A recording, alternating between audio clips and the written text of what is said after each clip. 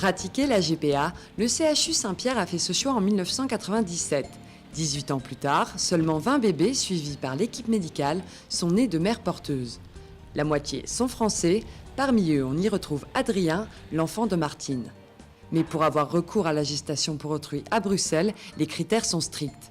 La mère d'intention doit être dans l'incapacité de porter son enfant, la GPA de confort est proscrite, et le couple doit impérativement présenter une mère porteuse dite relationnelle. On leur demande d'avoir une mère porteuse relationnelle puisque tout va être basé sur du relationnel. On insiste beaucoup là-dessus en disant qu'il n'y a aucun recours juridique. Donc sachez que vraiment là on est sur de la confiance mutuelle et tout est basé sur de la confiance mutuelle. Et donc forcément il est plus facile d'avoir confiance en quelqu'un qu'on connaît bien depuis de nombreuses années, donc que ce soit un membre de la famille ou une amie proche. Quelqu'un qu'on a rencontré sur Internet, c'est généralement une rencontre récente et donc c'est parfois plus difficile de pouvoir vraiment être en confiance. Néanmoins, c'est vrai qu'Internet est devenu un outil aujourd'hui de communication, mais aussi de rencontre. Les couples se rencontrent par Internet. Et donc, c'est vrai que tous les couples n'ont pas la chance d'avoir quelqu'un dans leur entourage qui est prêt à faire ça pour eux. Et donc, quand ils n'ont personne, c'est parfois la manière pour eux de trouver quelqu'un. On leur demande alors vraiment d'établir une relation de confiance avant de nous rencontrer, parce que sinon, ça ne va pas pouvoir se faire. Eux-mêmes sentiront qu'ils ne peuvent pas être en confiance et que toutes les questions qu'on va développer avec eux sur tout le suivi de la grossesse, tout ce qui peut se passer au cours d'une grossesse, ils ne vont pas spécialement être sur la même longueur d'onde s'ils ne se connaissent pas bien. Aucune rétribution n'est tolérée pour la mère porteuse, cela doit rester un don. Seuls les frais médicaux sont pris en charge par les parents d'intention. Après avoir été renseignés par une avocate sur la lourdeur des procédures juridiques, près d'un tiers des couples se désistent. Ceux qui décident de poursuivre le parcours rencontrent Candy Sautin, gynécologue et responsable du centre bruxellois. Lors du premier rendez-vous, elle va faire connaissance avec le couple intentionnel et écouter leur histoire. Mais chaque situation ne nécessite pas la même approche. C'est toujours un couple qui a une histoire douloureuse, mais c'est vrai que c'est très différent quand il s'agit par exemple d'une femme qui est née sans utérus, qui a appris ça généralement à l'adolescence et qui a donc dû, se construire en tant que femme en sachant qu'elle ne porterait jamais un enfant. Donc c'est une histoire qui est douloureuse, mais je dirais qui a cheminé au cours de nombreuses années. Souvent, elle a dû expliquer ça quand elle a rencontré son conjoint. Donc il y a tout un historique et c'est important de pouvoir justement aborder ça avec le couple. Comment est venu le projet d'enfant? Est-ce qu'ils ont d'emblée pensé à de la GPA ou est-ce qu'ils se sont d'abord tournés vers d'autres solutions? Comment ils ont rencontré leur mère porteuse? Comment ce sujet a été abordé? Qui s'est proposé? Etc.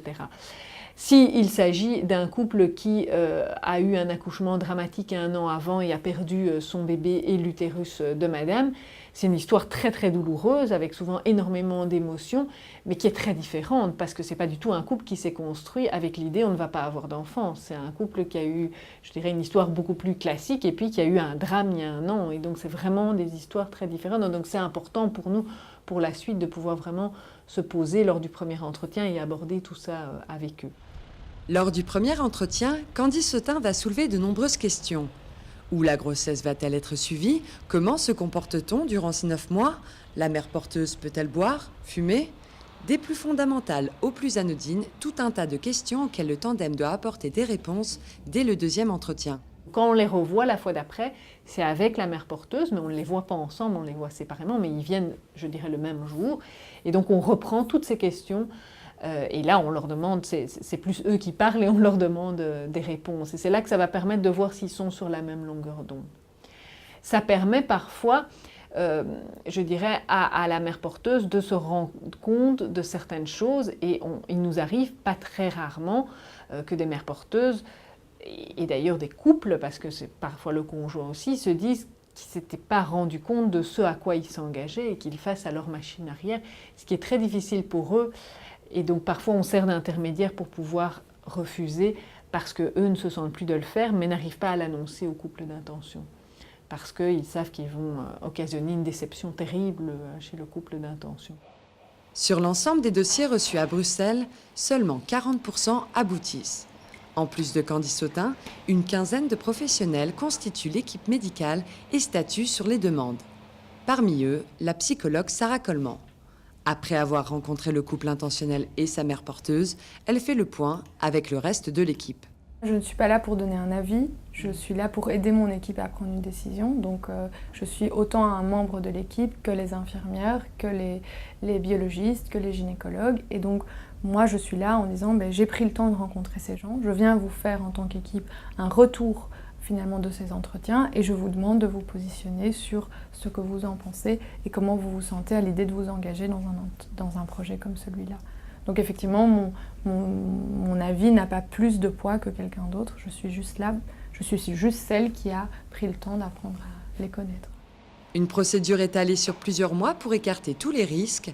Après chaque réunion, la décision de poursuivre ou non le processus est rendue au patient, mais toujours de manière argumentée. Si on sent une certaine insécurité ou une situation à risque au niveau de la sécurité, ça peut effectivement nous mettre mal à l'aise. Et donc nous pousser à dire qu'on ne s'engage pas dans ce projet-là. Une insécurité, ce serait par exemple des personnes qui sont dans des situations de vie sociale notamment, où ils n'ont pas toutes les conditions autour d'eux pour être apaisés dans leur vie à eux, c'est-à-dire des mères porteuses qui seraient dans des situations sociales précaires, qui ferait qu'elles sont déjà insécurisées par rapport à ça. Si on vient rajouter un projet de GPA par-dessus, on pense que ça vient que rajouter de l'insécurité dans sa vie à elle, et ce serait peut-être pas une bonne idée. Un jugement qui se base uniquement sur les entretiens réalisés au centre. Aucune recherche sur Internet n'est entreprise pour vérifier les propos tenus par les patients, mais d'autres professionnels de santé peuvent être contactés. On part du principe que les gens sont sincères et que s'ils viennent nous raconter leur histoire, on les croit. On n'est pas là pour faire la police et aller vérifier si c'est vrai ou pas vrai. Maintenant, c'est de dire avec les éléments que vous nous amenez, nous on va voir si on est suffisamment sécurisé pour s'engager parce que c'est une situation qui nécessite énormément de sécurité. Ça n'empêche pas qu'à certains moments, on prenne contact avec leur médecin en disant mais toujours on ne le ferait pas à leur insu. Donc on dit aux gens donnez-nous les coordonnées de votre gynécologue, on va prendre le temps de lui téléphoner pour savoir un peu comment il voit la situation, à quel point lui il est en confiance dans cette situation, etc. Donc ça c'est effectivement des choses qu'on peut faire, mais pas en secret sans qu'ils soient au courant. Si on fait ce genre de choses sans les gens, on a perdu nous la confiance de leur part. Et c'est très mal commencé une collaboration pour un projet qui a besoin beaucoup de sécurité. Si tous les indicateurs sont au vert, la seconde phase est enclenchée. Les parents d'intention doivent chacun fournir leurs gamètes. La mère porteuse reçoit ensuite les embryons conçus par fécondation in vitro. Elle n'a donc pas de lien génétique avec l'enfant. Une fois cette étape franchie, Candice Autain et son équipe assurent un suivi psychologique durant la grossesse. Mais pour l'instant, aucun accouchement n'a eu lieu au CHU Saint-Pierre. Ça pourrait se faire ici, mais il se fait que dans nos demandes, on n'a jamais eu de demande de gens qui étaient suivis par des gynécos ici à Saint-Pierre. Donc généralement, c'était d'autres hôpitaux sur Bruxelles ou en Belgique, ou alors en France. Il n'y a absolument aucun intérêt à accoucher chez nous. Je veux dire, l'accouchement, d'abord d'un point de vue pratique, généralement on accouche près de chez soi parce qu'on n'a pas toujours le temps d'atteindre... Donc voilà, et puis avec une équipe qu'on connaît et avec qui on prépare un accouchement, mais donc non, on ne leur demande pas du tout de venir ici. Malgré la distance, l'équipe médicale apprécie les quelques retours de ses patients après l'accouchement. On essaye de garder un contact parce que y a très peu de situations, c'est des situations exceptionnelles et que donc on crée tout de même une relation un petit peu particulière et que donc souvent on reste en contact avec ces couples. Maintenant voilà, il y en a qui sont très demandeurs de garder beaucoup de contacts et qui donnent beaucoup de nouvelles et puis il y en a où c'est plus une fois par an, ils nous envoient un petit mail pour nous dire que tout va bien et qui nous sont très reconnaissants, mais ça se limite à ça. Mais ça vraiment, ça dépend du caractère de chacun. Des retours qui peuvent s'avérer utiles pour alimenter la réflexion sur cette pratique. En Belgique, 2 autres centres proposent la gestation pour autrui, mais un seul l'ouvre aux couples homosexuels. Leurs critères d'accueil leur sont propres. Aucune loi n'encadre pour le moment la GPA dans le plat pays. Par conséquent, elle est tolérée.